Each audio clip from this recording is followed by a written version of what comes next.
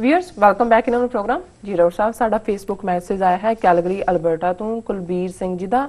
ਇਹ ਲਿਖਦੇ ਹਨ, ਗੁਰੂ ਪਿਆਰੇ ਡਾਕਟਰ ਅਮਰਜੀਤ ਸਿੰਘ ਜੀ ਅਤੇ ਟੀਵੀ 84 ਦੀ ਟੀਮ ਨੂੰ ਵਾਹਿਗੁਰੂ ਜੀ ਕਾ ਖਾਲਸਾ ਵਾਹਿਗੁਰੂ ਜੀ ਕੀ ਫਤਿਹ। ਟੀਵੀ 84 ਤੇ ਮੇਰੇ ਸਵਾਲ ਦਾ ਜਵਾਬ ਦੇਣ ਲਈ ਬਹੁਤ-ਬਹੁਤ ਧੰਨਵਾਦ।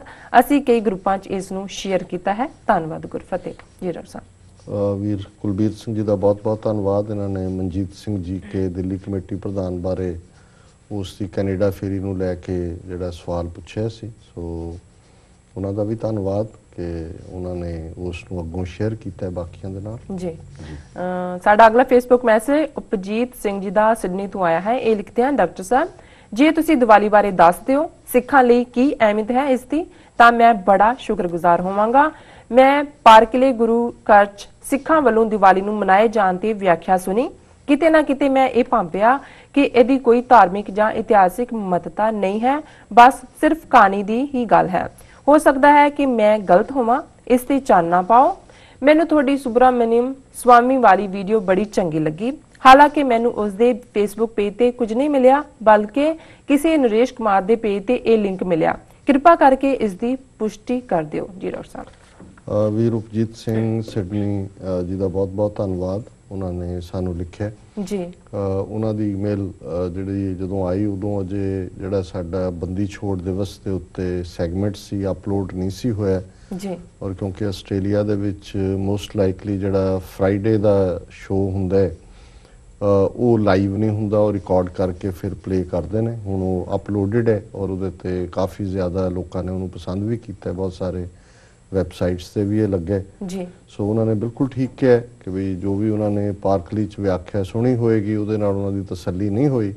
ਸੋ ਮੇਰਾ ਖਿਆਲ ਹੈ ਵੀ ਹੁਣ ਤੱਕ ਜਿਵੇਂ ਫੋਲੋ ਕਰਦੇ ਨੇ ਸੋ ਇਹਨਾਂ ਨੇ ਸੁਣ ਲਿਆ ਹੋਏਗਾ ਉਸ ਲਿੰਕ ਰਾਹੀਂ ਸਾਡੇ ਵਿਊਜ਼ ਨੂੰ ਜੀ। ਸੁਬਰਾਮਨੀਅਮ ਸਵਾਮੀ ਬਾਰੇ ਸਾਡਾ ਜਿਹੜਾ ਕਾਮੈਂਟ ਹੈ ਜਾਂ ਸਾਡੀ ਪ੍ਰੈਜੈਂਟੇਸ਼ਨ ਉਹਨੂੰ ਚੰਗੀ ਲੱਗੀ।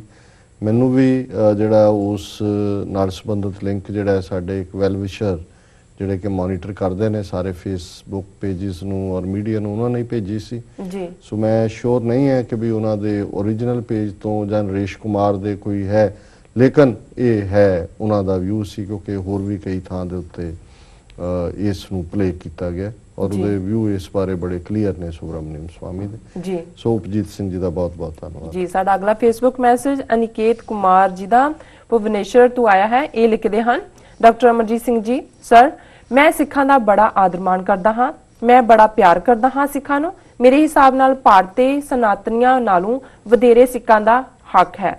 ਅਸੀਂ ਸਾਰੇ ਸਿੱਖ ਅਤੇ ਸਨਾਤਨੀ ਹਿੰਦੂ ਹਾਂ। ਸੱਚੇ ਸਿੱਖ ਨਾਲੋਂ ਵਧੇਰੇ ਦੇਸ਼ ਭਗਤ ਅਤੇ ਰਾਸ਼ਟਰਵਾਦੀ ਹੋਰ ਕੋਈ ਨਹੀਂ।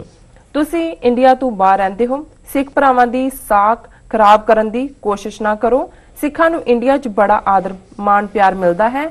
ਜੇ ਤੁਸੀਂ ਮੇਰੇ ਦੇਸ਼ ਦੇ ਟੋਟੇ ਕਰਨ ਦੀ ਕੋਸ਼ਿਸ਼ ਕੀਤੀ ਤਾਂ ਸਿੱਖ ਭਰਾ ਤੁਹਾਨੂੰ ਨਹੀਂ ਬਖਸ਼ਣਗੇ। ਜਿਵੇਂ ਜਨਰਲ ਬਰਾੜ ਨੇ ਹਰਮੰਦਰ ਸਾਹਿਬ 'ਚ ਅੱਤਵਾਦੀ ਮਾਰੇ ਸੀ, ਉਸੇ ਤਰ੍ਹਾਂ ਤੁਹਾਨੂੰ ਵੀ ਮਾਰ ਦੇਵਾਂਗੇ।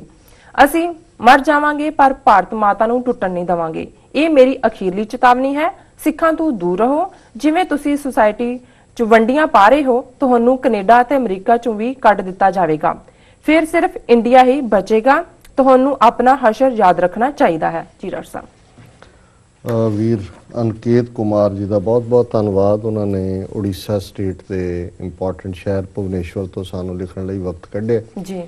ਭਾਵੇਂ ਕਿ ਧਮਕੀਆਂ ਦੇ ਨਾਲ ਭਰੀ ਹੋਈ ਈਮੇਲ ਹੈ ਜੀ। ਜੇ ਅਮਰੀਕਾ 'ਚ ਬੈਠੇ ਆ ਜਾਂ ਵੈਸਟਰਨ ਕੰਟਰੀ 'ਚ ਕੋਈ ਇਸ ਤੋਂ ਕਿਸੇ ਨੂੰ ਲਿਖੇ ਤਾਂ ਕੇਸ ਰਜਿਸਟਰ ਹੋ ਜਾਏਗਾ ਇਸ ਤੇ ਜੀ, ਕਿਉਂਕਿ ਇਹ ਸਿੱਧੀ ਧਮਕੀ। ਪਰ ਮੈਂ ਇਸ ਨੂੰ ਇਸ ਲਈ ਪਿਕ ਵੀ ਕੀਤਾ ਹੈ ਕਿ ਇਹ ਉਹਨਾਂ ਦੀ ਜ਼ਹਿਨੀਅਤ ਹੈ ਕਿ ਹੁਣ ਤੁਸੀਂ ਲਿਖਤ ਦੀ ਬਿਗਨਿੰਗ ਦੇਖੋ, ਉਹ ਹਿੰਦੂਆਂ ਨੂੰ ਸਨਾਤਨੀ ਹਿੰਦੂ ਉਹ ਕਹਿ ਰਿਹਾ ਜੀ ਔਰ ਸਿੱਖਾਂ ਨੂੰ ਪਹਿਲਾਂ ਤਾਂ ਬੜਾ ਨਾਲ ਦੱਸਦਾ ਹੈ, ਫਿਰ ਉਹਨੂੰ ਸਿੱਖ ਜਿਹੜੇ ਨੇ ਉਹ ਬੜੇ ਰਾਸ਼ਟਰਵਾਦੀ ਨਜ਼ਰ ਆਉਂਦੇ ਨੇ, ਫਿਰ ਉਹਨੂੰ ਲੱਗਦਾ ਵੀ ਸਿੱਖਾਂ ਦੀ ਸਾਖ ਨੂੰ ਅਸੀਂ ਖਰਾਬ ਨਾ ਕਰੀਏ ਜੀ। ਫਿਰ ਜਨਰਲ ਬਰਾੜ ਉਹਦਾ ਹੀਰੋ ਬਣ ਜਾਂਦਾ ਜੀ।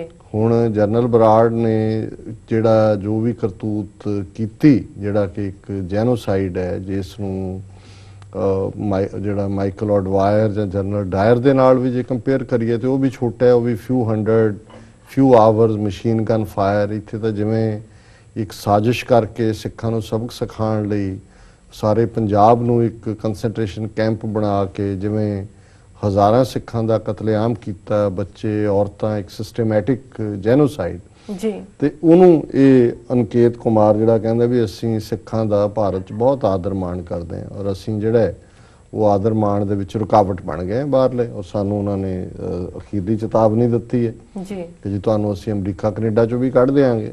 ਦੇਖੋ ਅਸੀਂ ਤਾਂ ਗੱਲ ਇਹ ਹੈ ਵੀਰ ਅਨਿਕੇਤ ਕੁਮਾਰ ਜੀ ਕਿ ਜਿਨ੍ਹਾਂ ਦੀ ਫੀਸ ਜਿਹੜੀ ਹੈ, ਸਿੰਘ ਪੜ੍ਹੇ ਨੇ ਜਿਸ ਸਕੂਲੇ, ਸੀਸ ਉਸ ਦੀਆਂ ਫੀਸਾਂ ਨੇ, ਜਿੱਥੋਂ ਜਰਨੀਆਂ ਸਿੱਖੀਆਂ ਇਹਨਾਂ ਧਰਮ ਲਈ ਪੀੜਾਂ ਚੀਸਾਂ ਨੇ, ਪੈਰੀ ਪਈਆਂ ਹੋਣੀਆਂ ਨੂੰ ਇਹ ਦੰਦੇ ਆਪ ਅਸੀਸਾਂ ਨੇ, ਖੇਡ ਜਿਨ੍ਹਾਂ ਦੀ ਨਾਲ ਮੌਤ ਦੇ ਉਹਨਾਂ ਦੀਆਂ ਕੀ ਰੀਸਾਂ ਨੇ, ਤਾਰੇ ਦੇਣ ਗਵਾਹੀ ਜਿਨ੍ਹਾਂ ਅੱਖੀਂ ਡਿੱਠੀਆਂ ਕਾਰਾਂ ਨੇ, ਜਿੰਦ ਧਰਮ ਦੇ ਲੇਖੇ ਲਾਉਣੀ ਸਿੱਖਿਆ ਇਹ ਸਰਦਾਰਾਂ ਨੇ। ਸੋ ਮੈਂ ਸਮਝਦਾ ਵੀ ਜੇ ਸੱਚਮੁੱਚ ਸਿੱਖ ਕਰੈਕਟਰ ਨੂੰ ਸਮਝਦੇ ਨੇ, ਉਹ ਸਿੱਖ ਭਾਰਤ ਦੇ ਵਿੱਚ ਹੈ, ਇੰਗਲੈਂਡ 'ਚ ਹੈ, ਅਮਰੀਕਾ 'ਚ ਹੈ, ਦੁਨੀਆ ਦੇ ਕਿਸੇ ਵੀ ਕੋਨੇ 'ਚ ਹੈ, ਉਹ ਤਾਂ ਮੌਤ ਨੂੰ ਘੂਰਦਾ ਹੈ, ਮੌਤ ਨਾਲ ਮਖੌਲ ਕਰਦਾ ਹੈ, ਮੌਤ ਨੂੰ ਕਲੋਲਾਂ ਕਰਦਾ ਹੈ। ਸਾਡੇ ਯੋਧੇ ਮੌਤ ਲਾੜੀ ਨੂੰ ਵਿਆਹੁਣ ਦੇ ਚਾਅ 'ਚ ਜਿਹੜਾ ਉਹ ਜਲਾਦ ਦਾ ਮੂੰਹ ਮਿੱਠਾ ਕਰਵਾਉਂਦੇ ਨੇ। ਸੋ ਤੁਸੀਂ ਕਿਹਨੂੰ ਧਮਕਾ ਰਹੇ ਹੋ ਤੇ ਕਿਹਨੂੰ ਕਿਹੜਾ ਡਰ ਦੇ ਰਹੇ ਹੋ? ਬਾਕੀ ਤੁਹਾਡੀ ਭਾਰਤ ਮਾਤਾ ਮੁਬਾਰਕ ਤੁਹਾਨੂੰ ਜੀ। 1000 ਸਾਲ ਤੁਹਾਡੀ ਭਾਰਤ ਮਾਤਾ ਦੇ ਨਾਲ ਕੀ ਹੋਇਆ ਤੁਹਾਨੂੰ ਵੀ ਚੰਗੀ ਤਰ੍ਹਾਂ ਪਤਾ ਹੈ।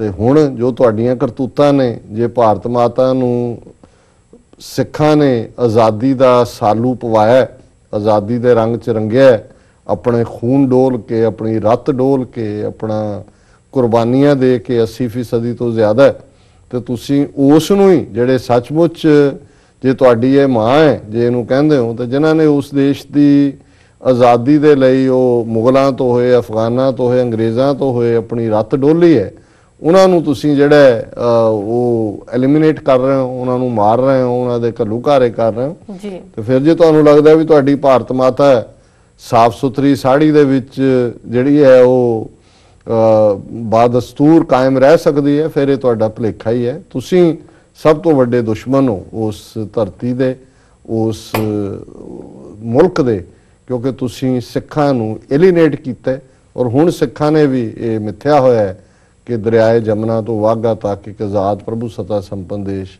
ਖਾਲਿਸਤਾਨ ਦੀ ਕਾਇਮੀ ਤੱਕ ਉਹਨਾਂ ਨੇ ਸਾਹ ਨਹੀਂ ਲੈਣਾ। ਤੇ ਫਿਰ ਵੀ ਤੁਹਾਡੀ ਲਿਖਤ ਲਈ ਅਸੀਂ ਤੁਹਾਡਾ ਧੰਨਵਾਦ ਕਰਦੇ ਹਾਂ ਜੀ। ਡਾਕਟਰ ਸਾਹਿਬ ਤੁਹਾਡਾ ਬਹੁਤ ਬਹੁਤ ਧੰਨਵਾਦ, ਤੁਸੀਂ ਆਪਣੇ ਵਿਚਾਰ ਸਾਡੇ ਦਰਸ਼ਕਾਂ ਨਾਲ ਸਾਂਝੇ ਕੀਤੇ। ਇਸ ਨੇ ਲਾਣੇ ਆਪਣੇ ਦਰਸ਼ਕਾਂ ਨੂੰ ਬ੍ਰੇਕ। ਦਰਸ਼ਕੋ ਤੁਸੀਂ ਸਾਡੇ ਨਾਲ ਇਸ ਤਰ੍ਹਾਂ ਬਣੇ ਰਹੋ, ਮਿਲਦੇ ਹਾਂ ਛੋਟੇ ਜਿਹੇ ਵਕਫੇ ਤੋਂ ਬਾਅਦ।